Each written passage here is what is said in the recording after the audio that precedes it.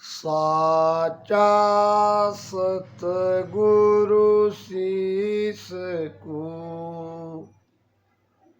कर ले आप समान, दूजा गुरु सुख राम के कन फुकारा ज्ञान। साचा सतगुरु शीस को कर ले आप समान। सच्चे सतगुरु की पहचान गुरु महाराज यहाँ बता रहे हैं। शिष्य को अपने शरण में लेके वो अपने समान बना देते हैं। ज्ञान ग्रंथों में 4 प्रकार के गुरु बताए हैं, ध्यान से सुनना। एक गुरु है चंदन के जैसा, तो दूसरा है पारस के जैसा,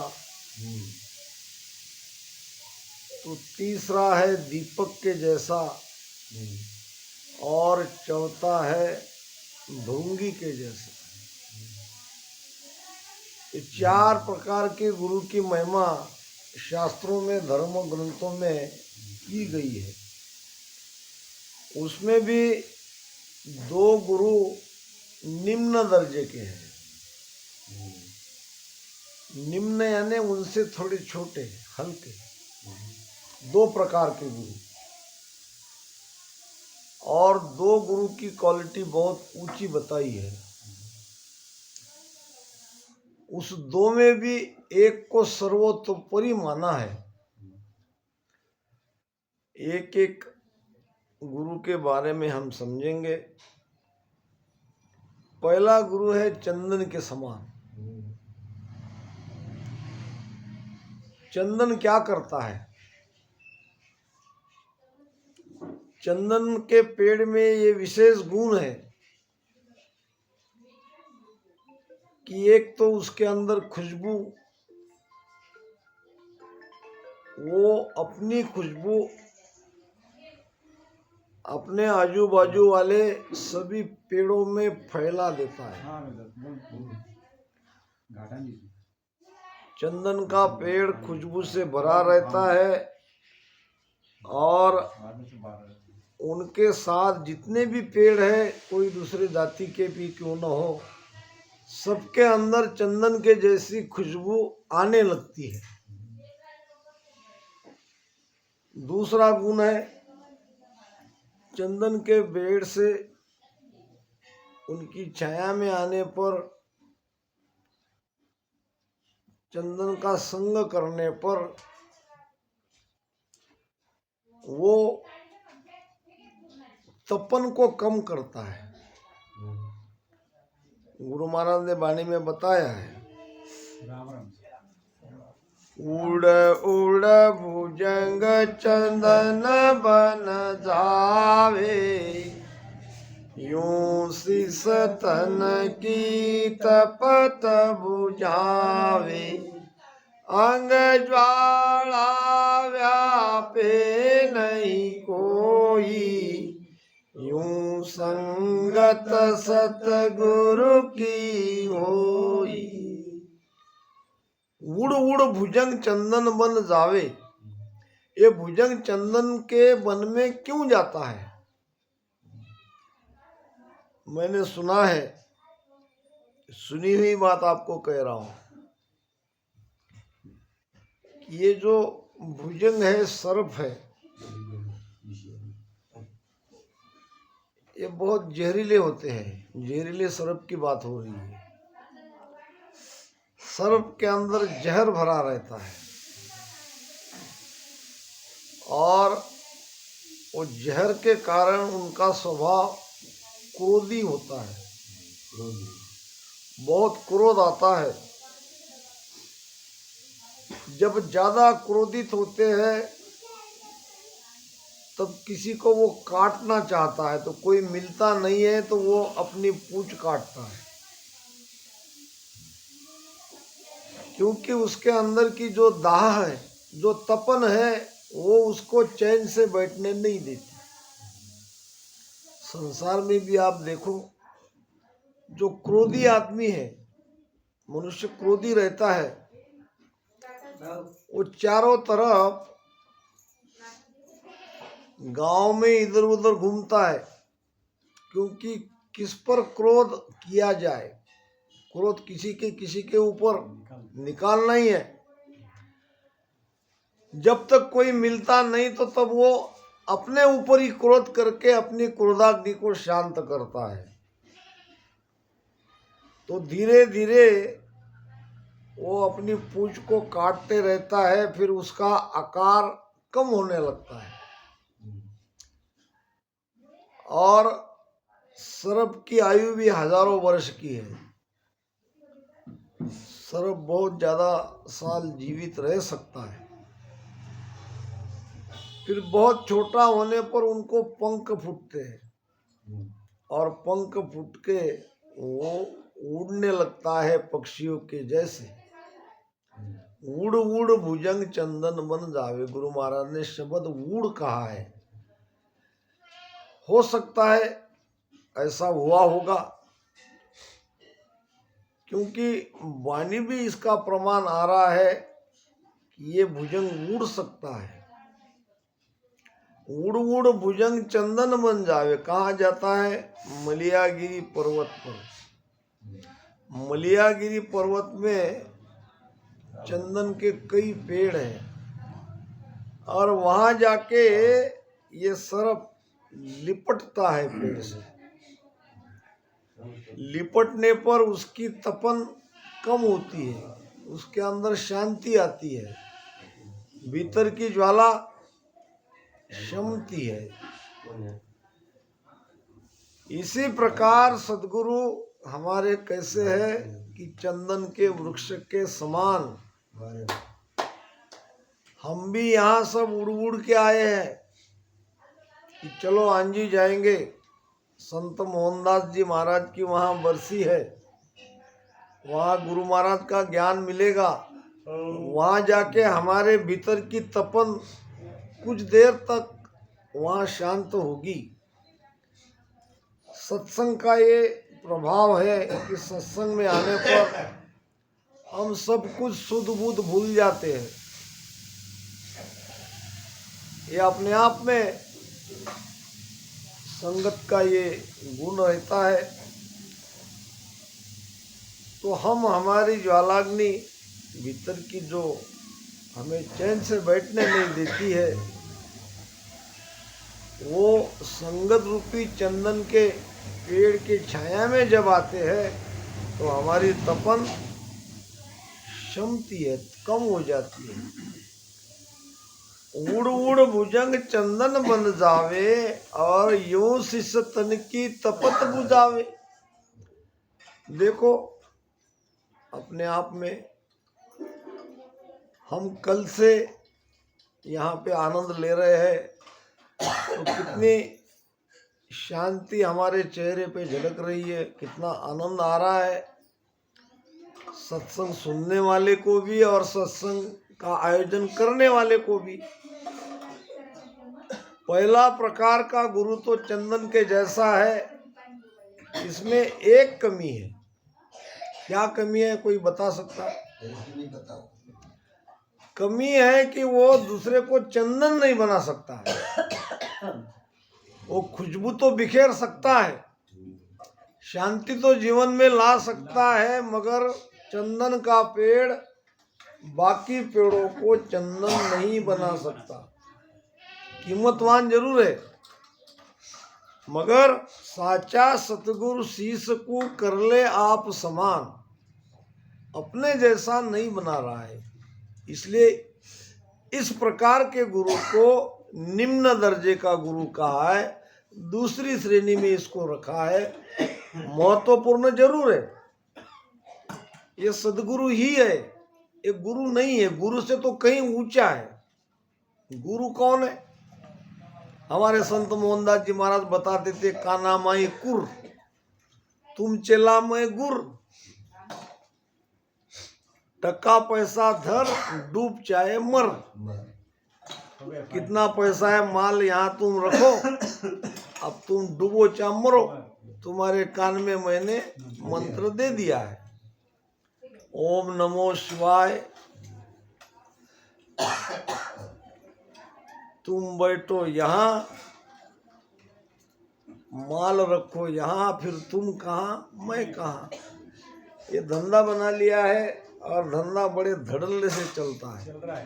इसमें कोई ज्यादा लागत की जरूरत नहीं है। बस ऐसे कपड़े पहन लिए, बन गए बाबा। सबसे बढ़िया धंधा है। 4 भाई थे, धंधे में लग गया घाटा, बहुत पैसे कर्जा हो गए, धंधा पूरी तरह से डूब गया। चारों भाई ने सोचा अब क्या करे,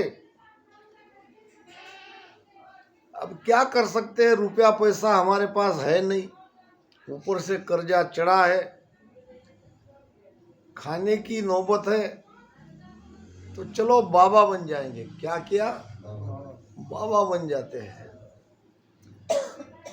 मेरे जैसे वस्त्र पहन लिए चारों भाई ने और बन गए बाबा। अब वस्त्र पहनने से थोड़ी बाबा हो जाते हैं, कुछ तो ज्ञान चाहिए, बोलना पड़ता है। अब बाबा तो बन गए मगर भूख लग गई, पहले तो पेट पूजा करनी पड़ेगी। एक में को कहने लगे भैया कुछ करो, बहुत जोर की भूख लगी है। तो एक भाई ने कहा लगता है पास में कहीं रामायण का पाठ हो रहा है, चलो जाके वहां बैठ जाते हैं, और कुछ न मिले न मिले, दान दक्षिणा मिले न मिले, कम से कम भोजन तो मिल ही जाएगा। साधु बनने का ये 3 गुण हैं। साधु के 3 गुण। पहला क्या, सिर की मट गई खाज, बाल निकाल लेते, टक्कल बना लेते ना, टक्कल से क्या होता है, सिर की मिट गई खाज, और खाने को भोजन मिले, और लोग कहे महाराज तुम्हारा ज्ञान तो बाद में आता है। पहले बाल निकालने से सिर की खाज खत्म। अब कहीं भी जाओगे महाराज आओ भोजन करो, मिष्टान्न मिलते हैं। और तीसरा फायदा है महाराज बापू, ये तो लाभ है ही है। अगर बनना है किसी को तो ये लाभ तो आपको मिलेगा ही मिलेगा, और मिले न मिले। तो चारों भाई चले गए, लोग आए, 4 संत, ओहो आइए आइए, अहो भाग्य हमारे। सबको बिठाया, आसन दिया। शेठ जी कोई रामायण का पाठ करा रहे थे। शेठ जी ने अपने दीवान जी से कहा महात्मा जी आए 4, भोजन प्रसाद की व्यवस्था करो।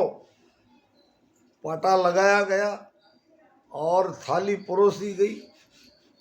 2 दिन से भूखे थे, ऐसे झपट पड़े भोजन पे। जब तक पेट पूरी तरह से भर नहीं भरा तब तक वहाँ से नहीं उठे।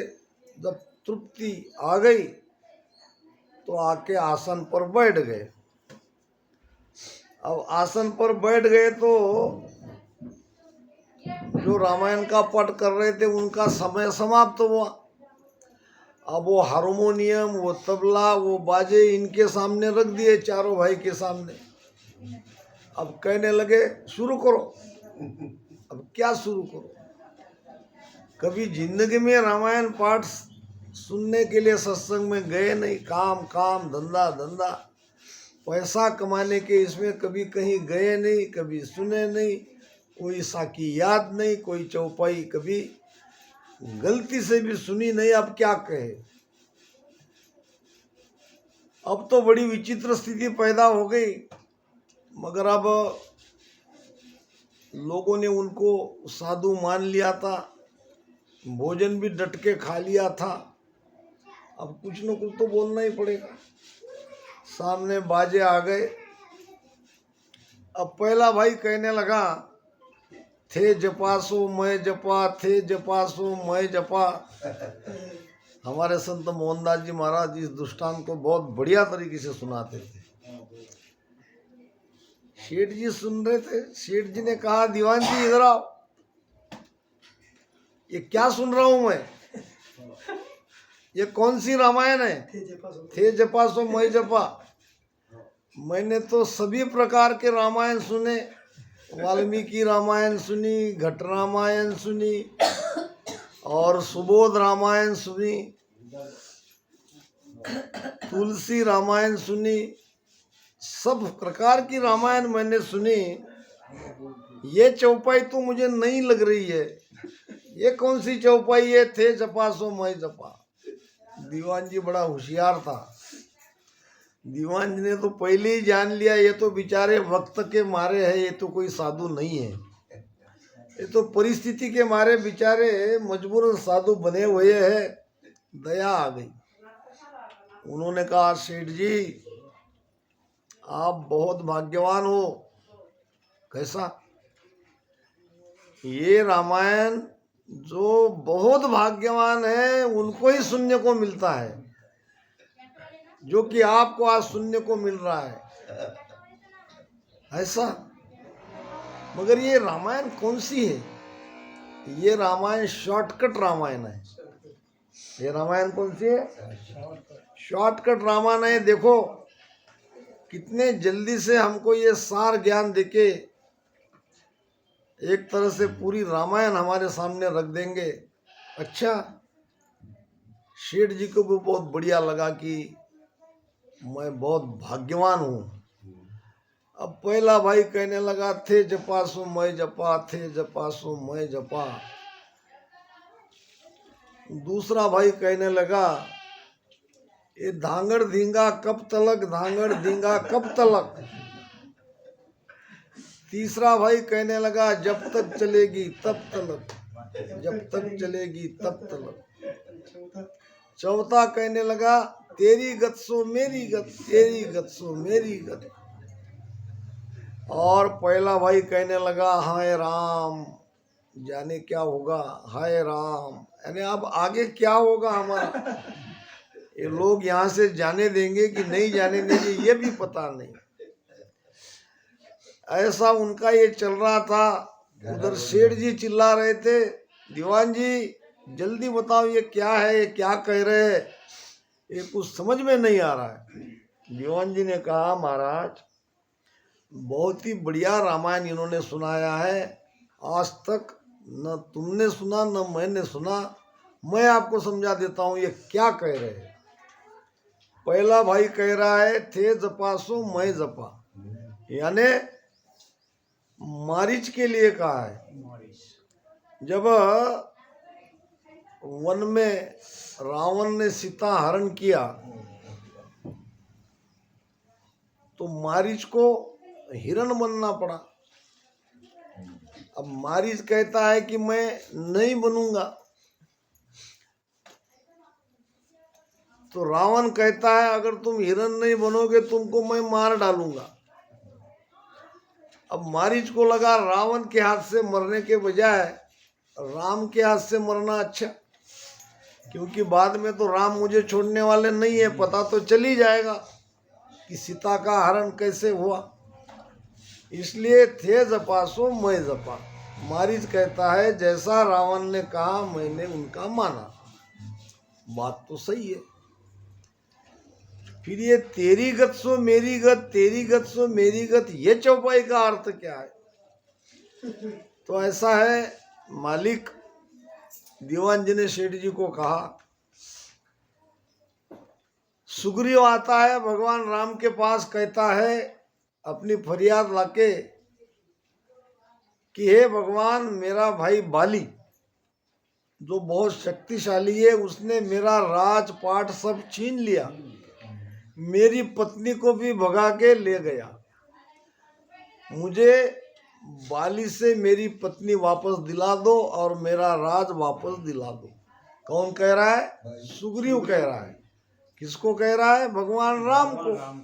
राम क्या कहता है, तेरी पत्नी बाली लेके गया तो मेरी पत्नी भी कहाँ है, मेरी पत्नी तो रावण लेके गया, तेरी गत सो मेरी गत। शेठ जी बहुत खुश हो गए, वाह वाह वाह वाह, क्या रामायण है, बहुत बढ़िया रामायण है। फिर कहने लगे, ये धांगड़ धींगा कब तलक, धांगड़ धींगा कब तलक। तो ऐसा है शेठ जी, अशोक वाटिका में लेके सीता को रख देता है। वहां आती है मंदोदरी। मंदोदरी कहती है अपने पति रावण को कि तुमने ये काम बहुत बुरा किया, सीता को हरण करके नहीं लाना चाहिए था। अब सारे लंका पर तुमने आपत्ति एक तरह से ला दी। सीता को ढूंढते ढूंढते उसके पति राम आ जाएंगे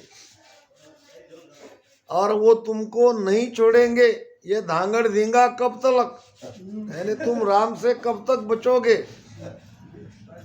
शेठ जी बहुत खुश हो गए, आदेश दिया जितना पैसा ये मांगते हैं इनके लिए तैयार रखो। इतनी बढ़िया शॉर्टकट रामायण आज तक मैंने कभी सुनी नहीं। तेरी गत सो मेरी गत, धांगड़ धींगा कब तलक, जब तक चलेगी तब तलक।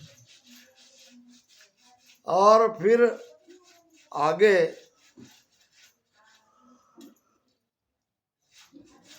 कह रहे कि हे राम जाने क्या होगा। ये भी मंदोदरी कहती है कि हे परमात्मा अब आगे क्या होगा।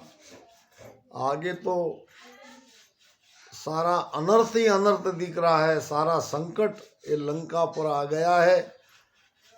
तो मंदोदरी इस प्रकार परमात्मा को प्रार्थना करती है।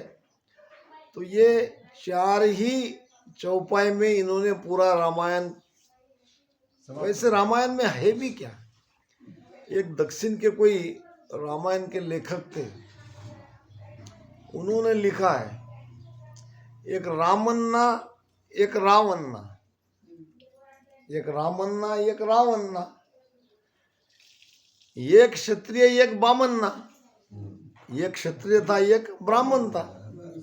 वाने वाकी नार हरी, वाने वाका घर झाल्या। एक क्षत्रिय था एक ब्राह्मण था, एक ने उसकी पत्नी का हरण किया, दूसरे ने उसका घर जलाया। बात की बन गई बातन्नान, पोती लिखे रामन्ना। ये इतनी सी बात पूरे रामायण में है और इसी को बड़ा चढ़ा के इधर उधर का प्रसंग करके बता रहे हैं। रामायण में कुल इतना ही तो है। राम को 14 बरस का वनवास हुआ, वहाँ जंगल में गए, माता सीता का हरण हुआ, फिर उसके पीछे पीछे बंदर सेना के साथ राम ने लंका दहन किया, रावण को मारा और अपनी सीता को वापस ले आए। कुल रामायण बात खत्म। तो ये साधु बनना भी आसान है, मगर थोड़ा बहुत भी ज्ञान चाहिए। हर जगह वैसा सेठ और वैसा उसका दीवान नहीं रहेगा। तो पहले प्रकार का गुरु चंदन के जैसा है, महत्वपूर्ण जरूर है। वो गुरु से कई ऊंचे श्रेणी में आता है। एक कान फूकने वाले गुरु से कई ऊंचा है। दूसरा प्रकार है, महाराज कहते हैं कि पारस के जैसा गुरु। पारस की बात ये सदगुरु सत्ता में आई है। महाराज कहते हैं, पारस का सुन पराक्रम भाई, लोहा परस चंचन होय जाई, बोरू काट न लागे कोई, ओ पराक्रम सतगुरु में होई। पारस का सुन पराक्रम भाई, पारस का पराक्रम बता रहे हैं। पारस भी एक पत्थर है, मगर बड़ा पराक्रमी पत्थर है। लोहा परस कंचन होई जाई। लोहा को अगर पारस छू लेता है या पारस को लोहा छू लेता है तो लोहे में परिवर्तन होता है। क्या परिवर्तन होता है? लोहा कंचन हो जाता है, लोहा सोना हो जाता है। कई प्रकार के उसके अंदर में ये परिवर्तन होता है। कौन कौन से परिवर्तन होते हैं? लोहे से जब सोना कोई बन जाता है तो पहला तो वर्ण परिवर्तन। लोहे का रंग काला होता है तो सोने का रंग पीला होता है। दूसरा परिवर्तन, कीमत बदल जाती है, कीमतवान बन जाता है। लोहा किलो में बिकता है तो सोना तोले में बिकता है। अब तक जो किले में जिसकी गणना होती थी अब वो तोले में होने लगी, कीमतवान हो गया। तीसरा चेंज क्या हुआ? लोहा मजबूत था, टनक था, अब क्या हो गया? मुलायम हो गया। सोना मुलायम है कि नहीं? तो मुलायमपना, कीमतवान और उसका वर्ण ये बदल लोहे में आ जाता है। फिर भी एक चीज की कमी रहेगी, पारस किसी लोहे को पारस नहीं बना सकता।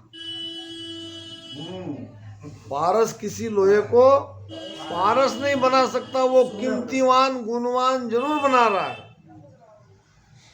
दशा दिशा रंग वर्ण जरूर चेंज हो रहा है, मगर कोई पारस किसी भी लोहे को अपने जैसा पारस नहीं बनाया, सोना जरूर बनाया। इसलिए कहते हैं कि पारस और संत में ये तो अंतरो दान, वे लोहा सोना करे, वे करे आप समान। क्या अंतर है? पारस और संत में और पारस में क्या अंतर है? वे लोहा सोना करे और ये करे आप समान। आपल्यासारखे करसी तात्काळ तया काळ वेळ नहीं लागे। गुरु अपने शिष्य को अपने जैसा ही बना देता है। इसलिए हर शिष्य में उसकी गुरु की झलक दिखाई पड़ती है। देख लेना आप, जो आज ये गुरु ज्ञान का प्रसार प्रचार कर रहे हैं उनमें उनके गुरु की झलक आपको दिखाई देगी। जैसे हर बेटे में अपने पिता की झलक दिखाई देती है। कहीं न किसी गुण से, किसी न किसी स्वभाव से या ऊपर के रख रखाव से, देखने से, चेहरे से हम कह सकते हैं कि तुम उसके बेटे हो। वो भी कहेगा हाँ। आपने कैसे पहचाना? अरे भाई दिख रहा है, उनके जैसे बोल रहे हो, उनका जैसा ही तुम्हारा चेहरा है, बहुत सारी तुम्हारे दोनों में समानता। इसलिए मैंने पूछा। भाई भाई का चेहरा मिलता है, बेटा पिता पुत्र का मिलता है, गुण मिलते हैं। माता बेटी के उनके भी वर्ण में, उनके भी चेहरे में बड़ी समानता आती है, क्योंकि ये कुदरती एक स्वभाव है। इसी प्रकार हर शिष्य में उसके गुरु की झलक दिखती है, दिखनी चाहिए। तो ये दो प्रकार के गुरु